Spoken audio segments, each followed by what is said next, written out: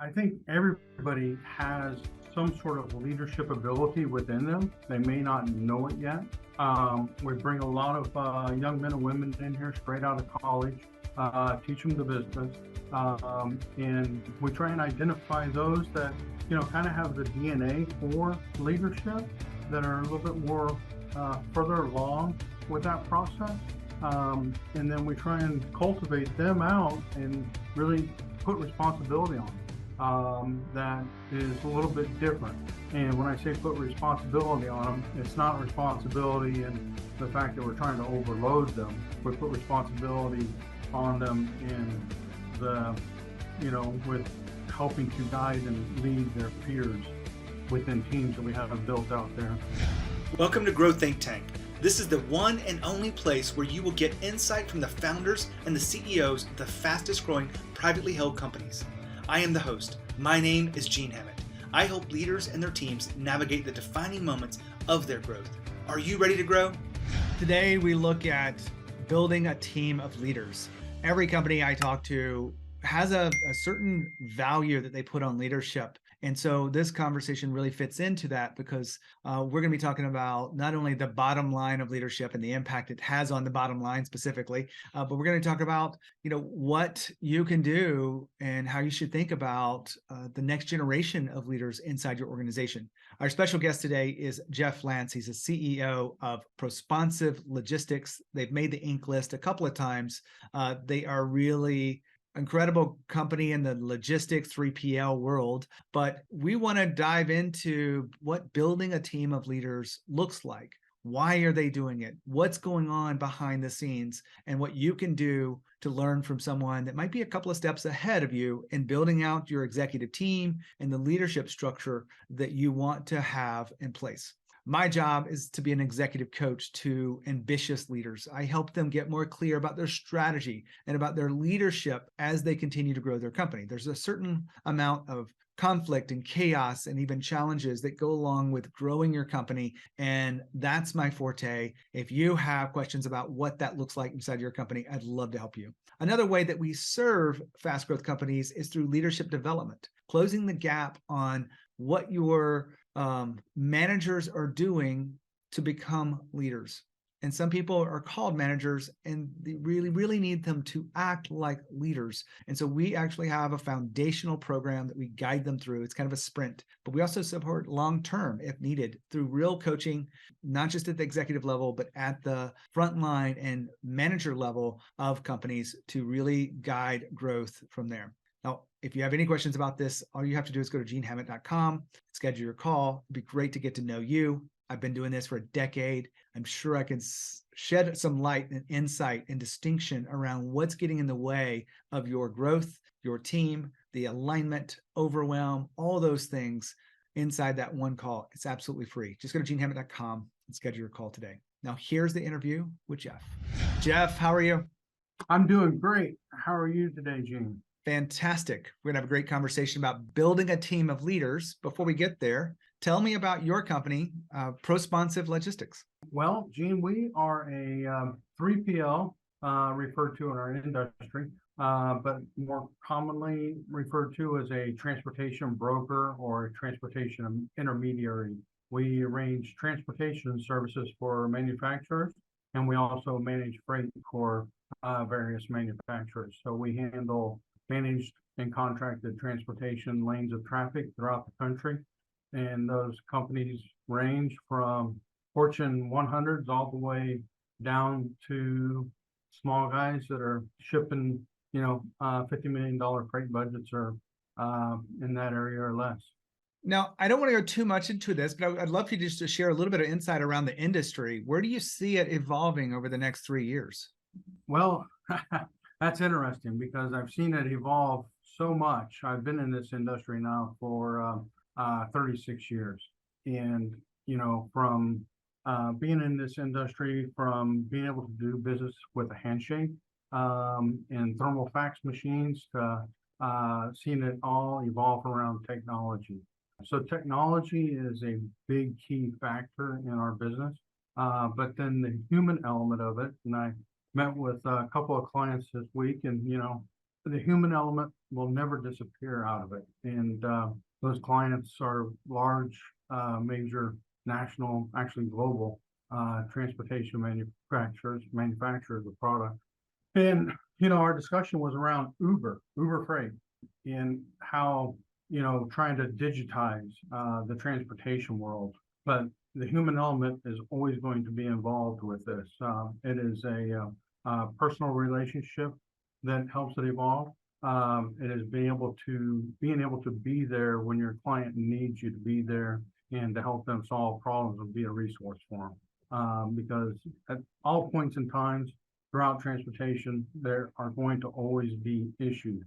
We'll have some sort of issue that'll take place today on our floor, and we'll get it resolved. And sometimes we take the approach of being very prosponsive, which means being proactive and responsive with our client, and bring them into it to help resolve the problem too, because we want to be very proactive with our clients. And basically it is we're in this game together, and so we all want to work together to make sure that we're getting the products moved for our clients seamlessly and painlessly. Well, thanks for explaining the future of this organization. I think everyone knows that being touched by technology and the innovations behind that, but the human not going away, leads us right into this whole concept. In our research of your company and making the Inc. list multiple years and growing to 135 employees, it takes the right team. You believe in building a team of leaders. If you had to define what that meant, how would you frame it? Well, I think that involves, I think everybody has some sort of leadership ability within them. They may not know it yet. We bring a lot of young men and women in here straight out of college, teach them the business, and we try and identify those that kind of have the DNA for leadership, that are a little bit more further along with that process. And then we try and cultivate them out and really put responsibility on them. That is a little bit different. And when I say put responsibility on them, it's not responsibility in the fact that we're trying to overload them. We put responsibility on them in with helping to guide and lead their peers within teams that we have built out there within our organization. So it starts off with, you're leading a small team, and then exponentially growing from there to leading larger teams. I'm just curious, and I know not everyone studies leadership the way I do. Do you make a distinction between management and leadership? Yeah, I can. And I prefer to use the word leadership versus management. When I think of management, I think of a boss. And when I think of a boss, I think of somebody who's walking around that wants to be in the know, acts like they're in the know, not really in the know, but when a problem happens, they, are here to kind of come to the rescue and be the savior of everything, but yet they never really knew what was going on. But they take glory for that.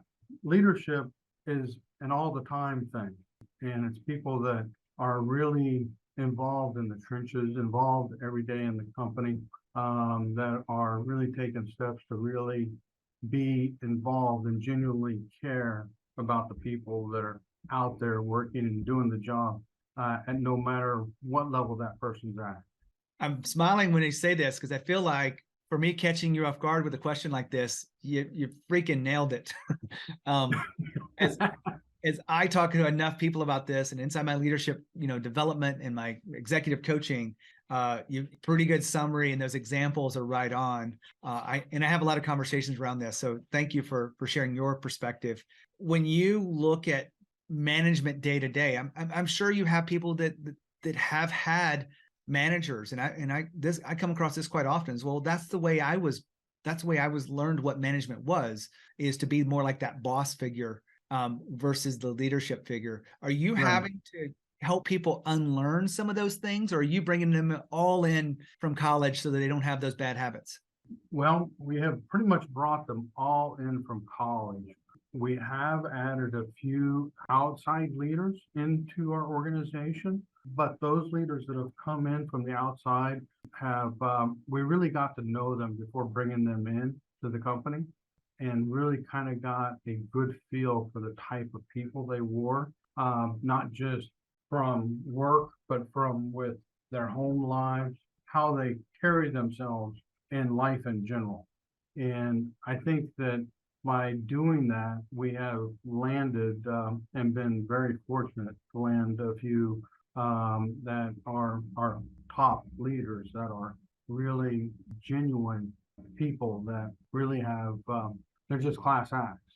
When at the end of the day, they're the same person, whether they're here, at home, doesn't matter where they're at, they're the same person. And they're just, I can't say enough. I'm curious about something, Jeff, and I'm not asking for the secret sauce, because you may have future prospective employers listening to this episode. So if you are, hi.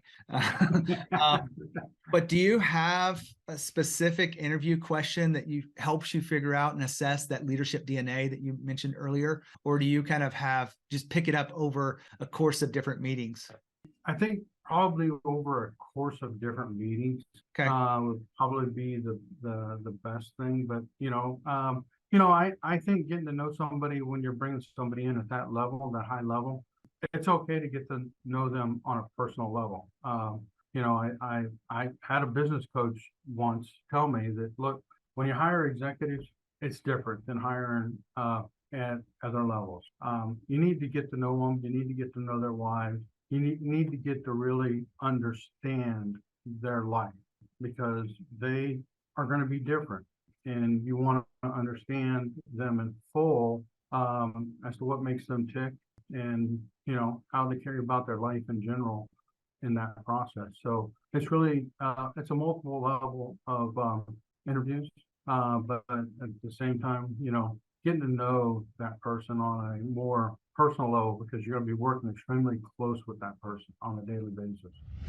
Now, Jeff just said something I wanted to put a spotlight on: getting to know your leaders at a personal level in the interview process. What does that really mean? Well, he's talked about, getting to know their wife. That's certainly one level. Getting to know their hobbies would be another level. Getting to know their values is really critical if you want to make sure you're hiring the right person. Most of the time when you fire someone, you realize that there was a misalignment in values, the deeper set of personal traits in the way they see the world that you could have probably sniffed out inside the right interview process. Slowing it down a little bit, asking the questions, getting to know them at a deeper level, not just their resume, not just the things that they've accomplished, but getting to know how they see the world through their values. You want to know all the other personal stuff as well, because it just helps you understand, what they value and prioritize, but you want to make sure that you can put a finger on the values of this organization. I suggest having certain questions that allow you to assess values and see if there's an alignment with the values of the organization. Back to Jeff. I want to go back to hiring a bunch of young people from college. I was once one of these people. I'm Right. 52 now. And, certain people are more prepared for this. And I know the younger generation, you're probably hiring the younger generation right now. Are you, I don't want to say struggling, but are you finding ways to tap into this next generation of leaders that are coming in? And if so, how are you doing that? Well, I think that one, we have, and you mentioned earlier, I think maybe it was in our pre-interview, having multiple layers of leaders, but also having layers of leaders that are able to really identify with the generation that's coming in, and they're able to speak with them, talk the talk, walk the walk, and really kind of understand the younger generation that we're recruiting. And plus, we have a really fantastic recruiting team that is bar none. I mean, they're just fabulous. And I attend some of these events, and actually, I was talking to somebody this week too when I was in Kansas City about recruiting, and I talked about what a fantastic group we have as far as recruiting goes, because we have not really struggled with finding good talent to come on board and really be mature young men and women, even out of college, come in here and really take a hold of what we do and really kind of, I'll say, just get with it. They come in here and they take the bull by the horns, and and it's been phenomenal to watch some of these people that we hire and bring in out of college, because the stigma is that the college kids are so lazy and this and that, Yeah. and I'm like, man, I'm glad I don't have any of those. Yeah. Because the ones we have, I mean, they all work extremely hard, and are very dedicated to what they do, and they're learners. They want to dig in, they want to learn, they want more. So, the big thing also as a leader, I think you have to be able to constantly be able to feed their minds, because these kids are smart. They're smarter than I was, that's for sure. And, so if you let them sit there and be stagnant, they are going to become bad employees. So as leaders, we have to always be identifying how we can help them grow, how we can watch them grow, and be able to constantly be able to feed their minds, because they're very intelligent young men and women. Now, Jeff just said something really interesting. He goes, we have these younger generation of people that want to learn. Well, I've seen this across the work that I do in leadership development. They are hungry. They crave knowledge. And if you aren't giving them the space for growth, you're missing an opportunity. If you give the right people and training and coaching and development, they will look at you as that you've changed their life forever. Now, I think it's probably not feasible for you to think that people are going to be with you forever, that those days are not the same as they were 20, 30 years ago. My dad worked for Delta for 31 years and didn't have another job. That was it. He was a lifetimer. And today it's very, very different. So you want to give your next generation of leaders a chance to grow, give them a chance to create new skills, give them a chance to really expand their value, not just to the organization, but in general. Because if you do that, they will give you their heart and soul. They will be more loyal to those that are helping them increase that value. It's one of the core factors of ownership. You want people to feel a sense of ownership and take ownership of their projects and the client experience. You want to make sure that they're growing in their role. And if you don't have that, you're missing that opportunity. Just want to put a spotlight on that for you. Back to Jeff. Thank you for explaining that, Jeff. I got a question inside of all this, and this is one reason why we have a very conversational styles. For those listening in, Jeff does not have a preset of questions in front of him. I'm tired. I'm winging this. When I heard what you just said, you talked about, we don't have a problem finding talent. My first thought is fantastic for you. But I've also explained this to my executive clients, that it's really important for you to have strong leadership that people want to work underneath. Do you feel like that it's a 1-2 punch inside of the way your business performs, is having the right leaders that attract the kind of talent that you are able to hire? Oh, no doubt. There's no question about it. Yeah, that it is an extremely cohesive group.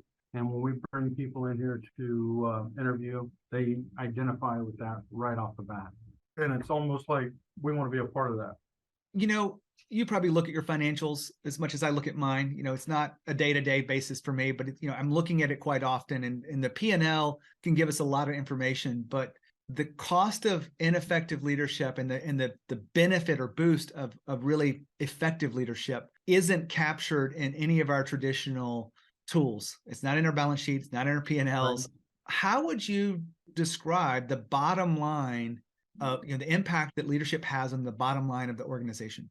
Oh, that would be I couldn't tell you that number.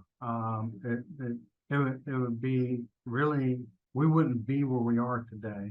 And we wouldn't have had the growth that we have today. And we wouldn't have the actual true bottom line that we have today if it wasn't for the leaders that we have in our organization. When I mentioned earlier that, we don't have any bosses. We don't really have any managers. I can't, if I were to go out there and look at all my team leads and look at all of my managers that are titled with manager, which I feel like they should be titled with leader, we don't have any. They're all leaders, every one of them. And what's cool is some of them are so natural about it, they don't even know what they're doing. I want to shift the focus to you as we wrap up today, Jeff. It's not easy to be the leader of 135 souls and all of the complexities. And certainly we're going through probably some tough times, whether we call this a recession or not. I feel like it's a lot more challenging than it was 5 years ago. What are you doing to make sure you stay evolved and say you are really the leader that you want to be as the company continues? Being in the know and not faking being in the know. So I get around to our different offices. I get out there and work with our people. And, my role today has kind of shifted. So we have Jay Matthews, who is now our president of our company, and he's running the company for us. But I still like to, sit down with them and kind of figure out what some of their pain points are. The guys that are working the day-to-day jobs out there, and figure out what their pain points are, and try and figure out how I can make their jobs easier. So I feel like my role today has shifted to more of being a solutions person for everyone, and being able to provide and make sure that they have all the right tools in place to be able to do their job effectively. And in our industry, speed is very important. So to be able to do it fast and have the least amount of hiccups and pain while they're sitting out there working on a day-to-day basis. So technology, I'm looking at technology. I'm looking at different flows of how things move through the system, and how stuff comes into our company and moves out of our company. And then retention is huge. We have a huge retention rate. So we do not have a lot of turnover in our company at all. It's very extremely low. So we have a lot of people that are really getting a lot of traction, growing in their positions, growing in their roles. But I also look at, as this person's growing in their role, if I don't have a leadership position available here, Jay and I and my business partner, we do a lot of pondering and thinking, well, should we open up another branch and put this guy out there and give him a chance to run an office? Is he ready for that yet? Or is there somebody else ready for that? And we can move somebody else up in a higher role. So we're constantly looking at those things, and I'm looking at those things because I like to identify young men and women that are really wanting to grow in their careers. And honestly, we've lost more people in the past years because of lack of growth and not being able to provide those opportunities for them. It's a very tedious job working in the transportation brokerage business on a day-to-day basis. And there is a burnout factor there. So I like to try and figure out how I can progress them along in their careers to move on up, and make sure that we're providing those opportunities for them. Well, that wraps up our time together, Jeff. We've been talking about building a team of leaders. I really appreciate your insights and being on the show. Well, thank you very much. I appreciate the opportunity, Gene. Wow, what a great interview about building a team of leaders. It really is probably a dream of many people to have leaders that they can trust and empower across the organization at all levels, and so that you can focus on the most valuable projects. And if you don't have that, then let me help you. I'd love to guide you through that process. That's what I've been doing for the last 10 years as an executive coach, and having a leadership development piece inside there is a 1-2 punch to really create the impact you want. If you have any questions, make sure you go to genehammett.com, check out our free resources, and keep listening to the podcast. When you think of leadership and you think of growth, think of Growth Think Tank. As always, lead with courage. We'll see you next time.